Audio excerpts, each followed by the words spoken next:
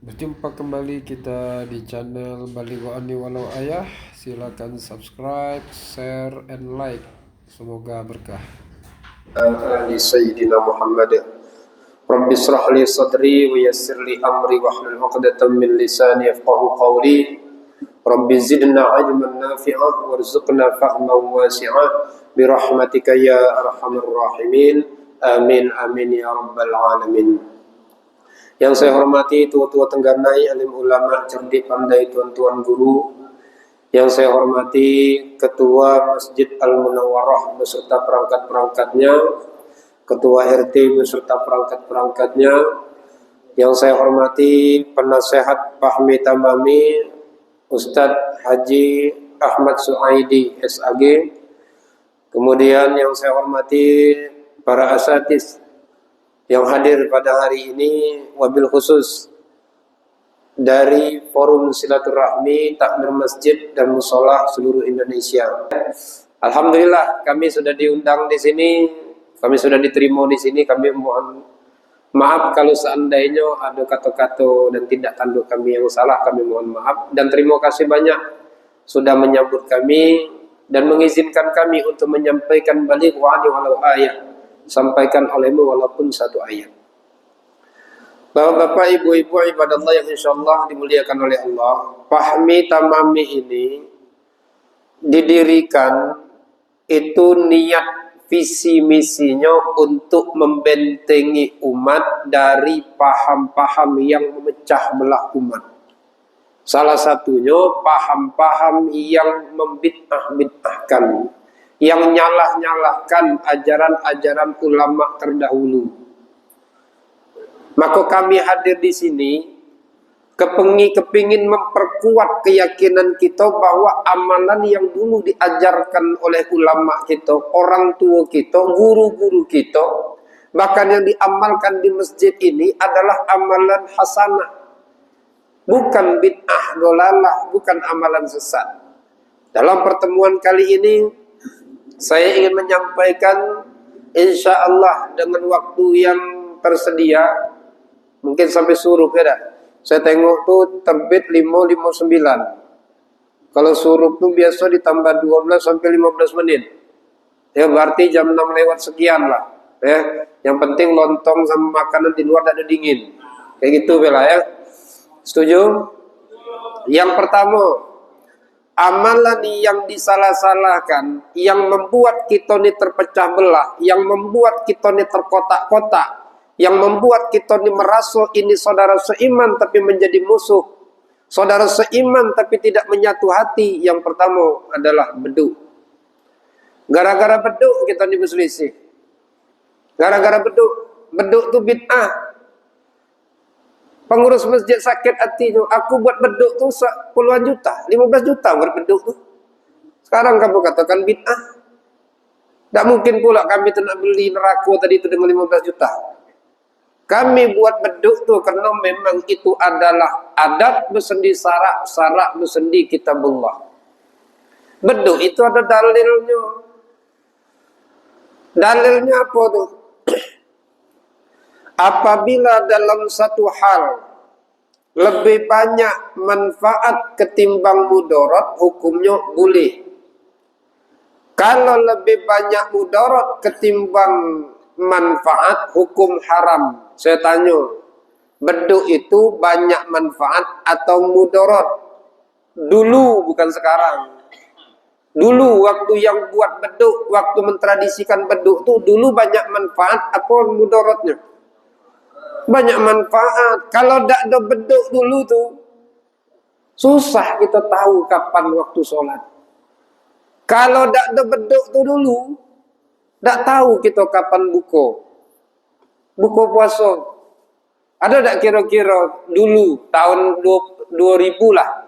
Kalau sekarang lah mulai beda bahasanya. Tahun 2000 dulu kalau orang puasa itu nanya tu kapan beduk. Bukan nanya kapan azan, tak ada. Mak kapan beduk? Ya tak? Karena ada manfaatnya. Ngapa dulu ulama kita buat beduk? Karena mik ni belum ada. Mik belum ada. Bilal dulu Bilal bin Rabah disuruh azan sama Rasulullah, itu naik ke atas rumah tempat tertinggi di kota Mekah, atau tempat tertinggi di Madinah. Di situ, apa nak sekarang nih kita nak niru sunnah Rasulullah tuh? Siapa yang azan suruh naik ke kapal kata seloteng lah. Tidak mungkin lagi. Paham tak Bapak Ibu? Maka bedu itu adalah bid'ah tapi hasanah. Kenapa hasanah? Karena lebih banyak manfaat ketimbang mudarat. Foto surat lahir kita ni Bu. Allahu Akbar, Allahu Akbar. Dalam langgar, dalam musola, dalam masjid. Yang dengar cuma awak dewek. Dulu, zaman dulu tuh orang masih di kebun, masih di umum, masih di sawah. Tidak tahu, jam belum ada. Hidup masih susah. Makan bela alhamdulillah, jam tidak ada. Maka para wali songo dulu tuh buatlah bedu. Supaya apa? Mempermudah daripada amal ibadah kita untuk melaksanakan sholat. Dengan beduk tadi itu kita bisa tahu, oh waktu sholat sudah masuk. Ada pula yang protes, ngapa pula beduk? Kentongan kan bisa tuh. Dulu kan kentongan ada tuh, ngapa buat beduk? Gitulah Rasulullah dulu. Azan ini dibuat, disyariatkan, itu membedakan dengan Yahudi Nasrani. Yahudi manggil ibadah untuk umatnya tadi itu pakai api, pakai trompet. Nah, itu malam tahun baru itu gitu tuh. Nasrani manggil umatnya untuk ibadah pakai lonceng. Majusi manggil umatnya untuk ibadah pakai api tadi itu. Dah usah kita ngikuti itu. Man tasyabbaha biqaumin fahuwa minhum, kata Rasulullah. Kita buat yang lain, turun hidayah tadi itu melalui mimpi seorang sahabat, terciptalah azan tadi itu. Maka tadi kita bedakan, ngapa tidak ada kentongan. Kentongan itu adat kebiasaannya kalau orang kebakaran kentongan, kemalingan kentongan. Kalau kita buat lagi untuk manggil orang sholat kentongan, bingung orang. Ini ada maling atau kebakaran, apa manggil sholat nih? Kan kayak gitu tuh. Maka dibuatlah beduk tadi itu untuk membedakan. Dengan beduk tadi itu orang mudah mengetahui waktu sholat. Dengan beduk tadi, karena belum ada mic untuk nyampe ke kuping pada saat azan orang yang di jauh tadi, maka dengan beduk tadi itulah bahasanya untuk ngasih tahu, oi sholat oi, yang di kebun lah sholat oi, lah sudah masuk waktu sholat, panggil pakai beduk tadi itu. Kenapa suara kita tidak mampu beduk? Maka jangan dibid'ah-bid'ahkan. Lalu sekarang ada orang nak pakai beduk lagi, tidak jadi masalah. Selagi satu hal atau benda yang tidak ada larangan langsung dari Al-Quran dan Sunnah, maka hukumnya boleh itu. Hal dan benda kalau tidak ada dalil yang langsung melarang daripada hal dan benda tersebut, hukumnya boleh. Ada tak kira-kira di Al-Quran, di hadis yang ada bunyinya dilarang kamu untuk mukul beduk untuk manggil orang sholat? Tak ada. Maka ditinjau lagi, banyak manfaat apa mudarat? Banyak manfaat, maka hukumnya boleh. Itu yang pertama. Yang kedua, azan 2 kali, ribut terus. Azan 2 kali pada waktu sholat Jumat. Aku malas yang situ tuh azan cuma sekali. Datangnya sekali, aku malas di situ tuh bid'ah tuh azan 2 kali. Rasulullah azan cuma 1 kali. Ya Allah, gara-gara azan sekali 2 kali tidak mau sholat. Kau ngapa tidak mau azan, tidak mau sholat? Malas aku. Di situ tuh azannya cuma sekali. Gara-gara azan sekali awak ada sholat Jumat. Yang azan sekali benar, azan 2 kali benar. Di sini azan berapa kali Pak sholat Jumat? 2 kali kan? Rasulullah tidak melaksanakan itu. Bid'ah kamu tuh, sesat kamu tuh. Masuk neraka kamu tuh. Kenapa Rasulullah tidak pernah sampai Rasulullah meninggal dunia azan 2 kali pada waktu salat Jumat? Tidak pernah. Siapa yang buat azan 2 kali? Sayyidina Utsman bin Affan. Ngapa dibuat tadi itu? Karena keadaan lah sudah beda. Azan pertama manggil orang ke masjid. Yang masih kerja, yang masih berdagang, yang masih di rumah, panggil yuk kita ke masjid. Nah, Yang dua benar, satu benar. Ngapo yang dua tadi benar, Rasulullah tidak melaksanakan. Tapi ada tak kira-kira dalil melaksanakan dua ni? Namanya dalil hadis qauliyah. Rasulullah tidak melaksanakan, tidak fi'liyah, tapi Rasulullah qauliyah. Alaikum bisunnati wa sunnati khulafaur rasyidin. Bagi kamu besok kalau aku meninggal, ikutilah sunnah-sunnahku dan sunnah khulafaur rasyidin. Siapa khulafaur rasyidin? Abu Bakar, Umar, Utsman, Ali. Utsman itu termasuk khulafaur rasyidin. Jadi ada perintah Rasulullah, ikuti selagi tadi itu Rasulullah sudah menjamin itu adalah sesuatu yang benar. Maka yang dua kali benar, satu kali benar. Maka kami ini kalau Ustaz pamit sama minena diundang orang masjidnya tadi itu untuk yang apa azannya sekali, kami datang. Azan dua kali, kami datang. Kenapa? Kita tidak menyalahkan di antara keduanya. Yang dua kali benar, yang satu kali juga benar. Yang salah itu yang dua nyalakan satu, yang satu nyalakan dua. Man kadzaba alayya falyalijin nar. Siapa yang berdusta atas namaku, tempatnya cuma di neraka. Awak solat rajin, tahajud tiap malam, baca Al-Quran sebulan 10 kali hatam. Tapi di dalam hatinya ada satu perkara yang dia bersuara di atas suara Allah dan Rasulnya. Allah tidak nyalakan azan 2 kali, disalahkannya. Allah tidak nyalakan azan 1 kali, disalahkannya.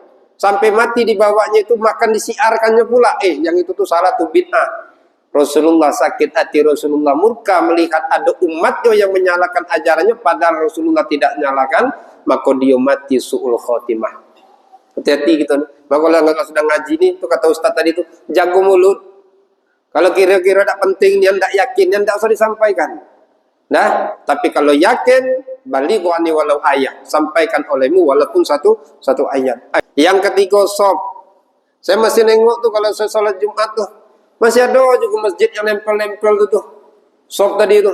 Kalau rapat, contengnya tuh betul. Ada gambarnya renggang, di contengnya salah. Bahkan di sosial media pula. Berarti kita tadi itu yang sholat sini ini semuanya salah tuh. Ada tak kira-kira tadi kita tuh yang sholat sini kaki semua kaki rapat? Rasanya enggak lah, enggak. Enggak, kita semuanya renggang ya. Berarti tidak diterima sholat kita tuh. Bid'ah itu. Tidak sesuai ajaran Rasulullah tuh.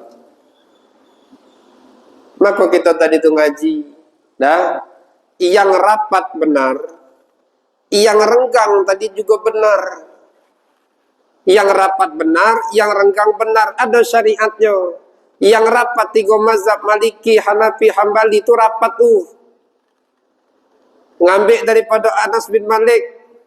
Kata Anas bin Malik, kami salat bersama Rasulullah, kemudian Rasulullah mengucapkan akimu sufufakum, luruskan sopmu. Kata Rasulullah, luruskan, tidak dirapatkan. Karena ahaduna, kata Anas bin Malik, kemudian ada salah seorang di antara kami yulziku mangkibihi, merapatkan bahu dia dengan bahu kawannya, kaki dia dengan kaki kawannya. Kalau nak rapat bahu, rapat kaki, itu yang benar. Kita ni kadang tidak ngaji setengah pokok rapat kaki. Bahu tak dirapat, makanya banyak sekarang fenomena setiap nak solat ada orang ngejar kaki. Hati-hati bapak kalau solat kaki bapak dikejar orang. Ada kira-kira? Awak berlari, masih juga berlari, dipijak tu. Kenapa? Dia menganggap bahwa rapat itu wajib. Padahal yang namanya saf itu istawfu sufufakum fa inna tasyiyatas sufuf min tamami. Untuk kesempurnaan baik. Kesempurnaan sholat. Tak juga tadi itu rapat tak jadi masalah sah sholat. Jangankan rapat. Masjidil Haram 1 kilo. Ini awak habis belanja nih. Habis belanja. Tiba lagi belanja orang komat. Tak nyampe ke Masjidil Haram, awak sholat di depan toko tu lah. Sah tak tu? Sah, kenapa? Yang nama syarat berjamaah, minimal dia tadi mendengarkan bacaan imam, Atau kalau tidak dengar bacaan imam, dia melihat sop yang paling belakang yang nyambung sama imam. Di toko tadi itulah 1 kilo jauh jaraknya. Ada pula yang 2 kilo masih juga bermakmum kepada Masjidil Haram ya, Imam Masjidil Haram atau Masjid Nabawi. Sah itu. Jadi jangan dipermasalahkan ya. Yang rapat benar, yang renggang juga benar. Mazhab Imam Syafi'i cara bersedekapnya tidak bisa rapat. Itu kita kaji ya. Jadi mudah-mudahan di sini nak rapat tidak ada disalahkan, yang renggang juga tidak ada disalahkan ya. Semuanya benar. Kemudian yang terakhir dikit bela, yang penting-penting ya. Kalau nak kajian panjang bolehlah undang ustaz-ustaz kami untuk bahas ini ya. Yang terakhir, salaman sambil baca solawat. Salaman sambil baca solawat. Kayak kita tadi itu. Habis doa tu.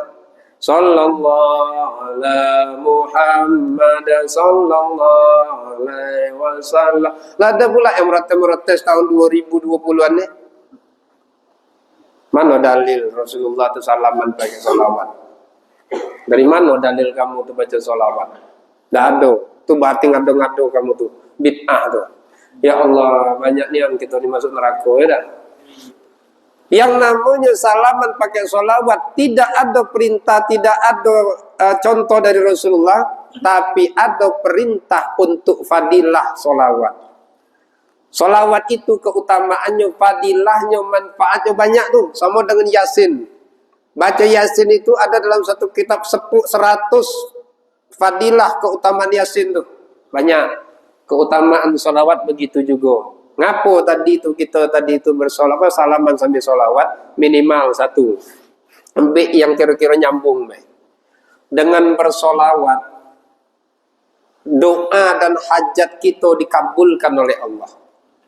Doa dan hajat kita dikabulkan oleh Allah. Doa itu tergantung antara langit dan bumi. Sebelum dibacakan solawat itu ada hijab. Dengan dibacakan solawat, hijabnya tadi itu koyak. Naiklah daripada doa. Tapi kalau tidak dibacakan solawat, doa tadi dikembalikan. Maka dengan kita tadi bersolawat, ada hajat nih untuk minta diampuni dosa. Yang kedua, solawat tadi melembutkan hati.